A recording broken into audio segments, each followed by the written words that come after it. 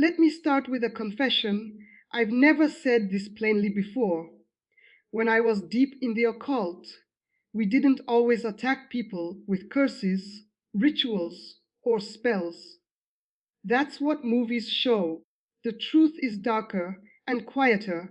Some of the most effective spiritual attacks were delivered as gifts, wrapped nicely, smiling face.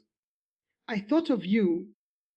If you think a gift is always harmless, I need you to listen carefully, because what I'm about to tell you could explain patterns in your life that have never made sense. I remember the first time I was trained to do this. My mentor told me, never force access. Make them accept it. That sentence still chills me because consent doesn't always sound like agreement. Sometimes it sounds like politeness. Sometimes it sounds like gratitude. Sometimes it sounds like not wanting to offend someone. I watched marriages fracture, finances collapse, sleep turn restless, and peace disappear, all after a single object crossed a threshold. And the people receiving these gifts, they were good people, believers, prayerful, sincere. That didn't matter. Because spiritual legality doesn't care about intentions, it cares about permission. If you've ever received something and felt uneasy for no logical reason, if a gift entered your home and suddenly the atmosphere shifted, if someone insisted you keep something even when you didn't want it, that wasn't coincidence.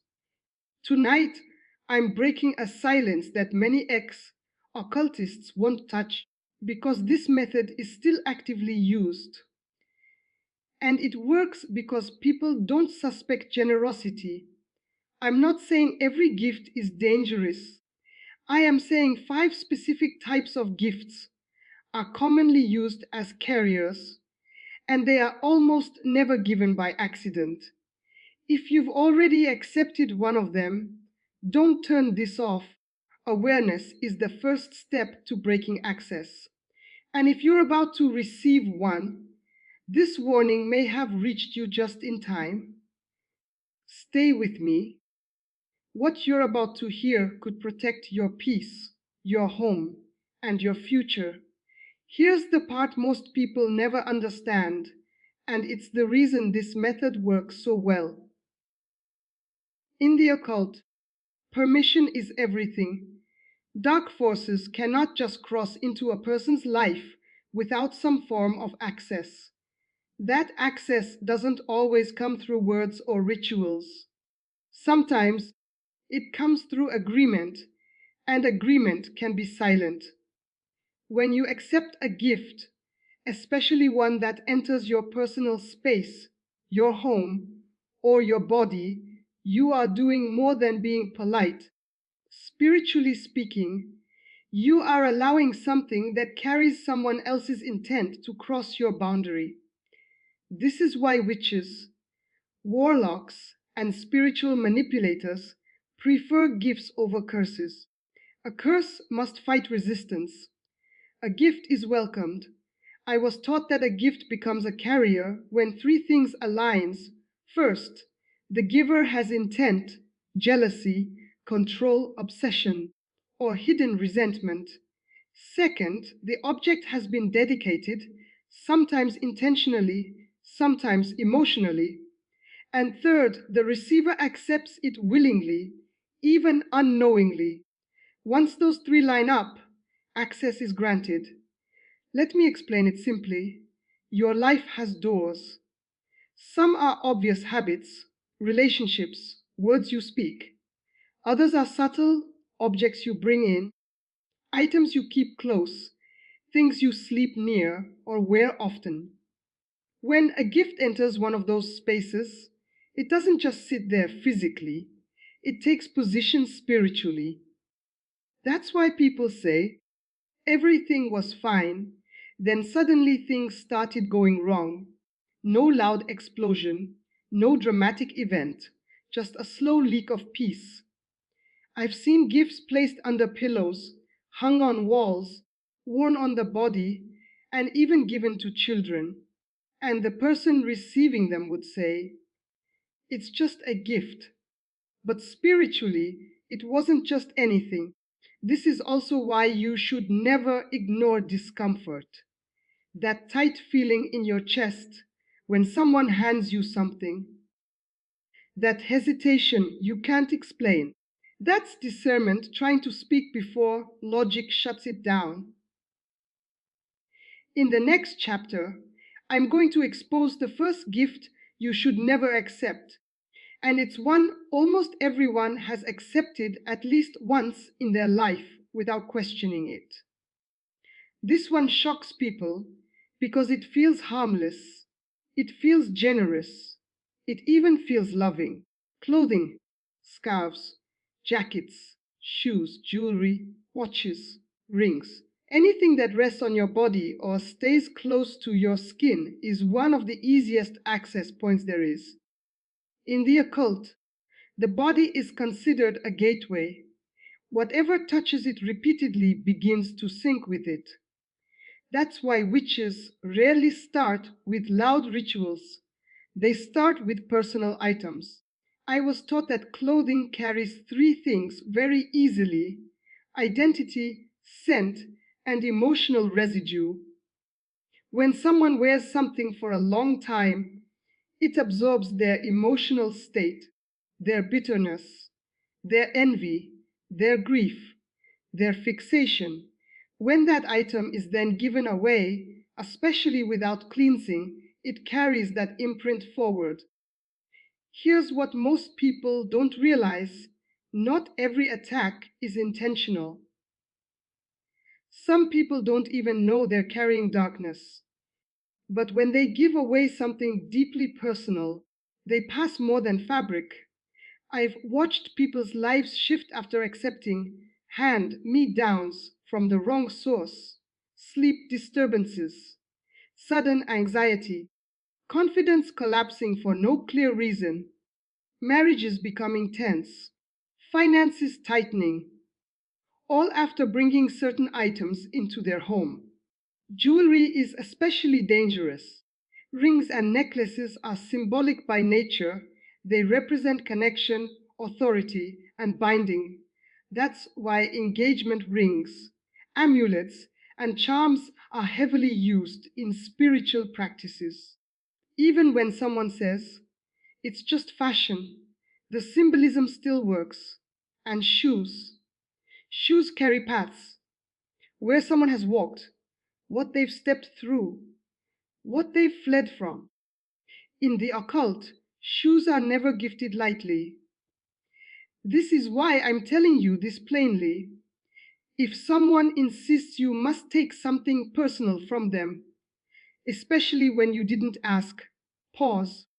If an item comes with emotional pressure, you'll hurt me if you don't take it, pause. If you feel obligated instead of blessed, pause. Discernment often speaks as discomfort before danger becomes obvious. In the next chapter, I'm going to expose a gift people accept out of politeness, something that sits quietly in homes, yet acts like an open invitation when placed in the wrong room. This is where things get quiet and dangerous. Household gifts feel safe, neutral, decorative. No one suspects them. That's exactly why they work. Picture frames, candles, mirrors, rugs, wall art, vases, even clocks. In the occult, anything placed stationary inside a home begins to interact with the spiritual atmosphere of that space. Homes aren't just buildings, they're territories, and every territory responds to what is planted inside it. I was taught that witches rarely curse people directly anymore. It draws attention. It costs energy. Instead, they seed environments. A gifted object placed in your home can act like a spiritual antenna. It doesn't scream. It doesn't move. It simply listens and anchors. Mirrors are the most abused, not because of superstition, but because mirrors symbolically represent gateways, reflection, and surveillance. That's why many rituals are performed facing mirrors. When a mirror enters your home from an unknown source, especially one that feels heavy or unsettling, it can disrupt peace without you understanding why. Candles are another quiet entry point. Candles represent permission, focus, timing. Even decorative candles carry symbolic weight. I've seen households fall into constant arguments after placing certain gifted candles, not because of wax or scent, but because of what they were meant to host. Wall art matters too. Images aren't neutral. Symbols speak even when you don't understand them. Abstract shapes, eyes, serpents, distorted faces. These aren't just aesthetic choices in occult practice. They are invitations. And here's the part people don't like hearing. Some gifts are given with a smile, but chosen with intention. Not everyone who gives you a household item wants peace to live where you live. That's why discernment is critical. Ask yourself, did peace increase after this item entered my home? Did sleep change? Did tension quietly rise? Did prayer suddenly feel heavy in this space? Darkness rarely announces itself, it integrates. If you ever feel uneasy about an object in your home, even if it was expensive, even if it was kind gift, trust that nudge. Peace is more valuable than politeness. In the next chapter, I'll reveal a gift people accept out of respect, often from elders or authority figures, that carries spoken words attached to it, and words, when spoken with intent, don't disappear. This chapter is uncomfortable because it exposes something very personal: clothing, shoes, jewelry, scarves, even blankets. These are the most effective gifts in spiritual warfare because they touch the body. In the occult, anything that stays in close contact with your skin is considered a carrier. Not magic fabric, but permission through proximity. Your body is not just physical, it has spiritual boundaries. When something repeatedly touches you, it begins to interact with those boundaries. That's why witches prefer personal items over objects placed in the house. I was trained to recognize this rule. What touches the body listens to the spirit. Second, hand clothing is especially sensitive. You don't know who wore it, what they spoke while wearing it, what emotions soaked into it. Trauma, envy, sickness, lust, bitterness, emotions imprint. That's not superstition, that's spiritual law. Shoes are even worse. Shoes represent direction, path, journey, destiny. In rituals, shoes are often used to influence movement, delays, and confusion. If someone gives you shoes and suddenly your plans stall, your motivation drops, or your clarity fades, that's not random. Jewelry carries intention like almost nothing else. Rings, necklaces, bracelets, especially ones given during emotional moments. Words spoken while giving jewelry don't vanish. They attach. Compliments can be blessings or bindings. I've seen people wear gifted jewelry and feel drained without knowing why.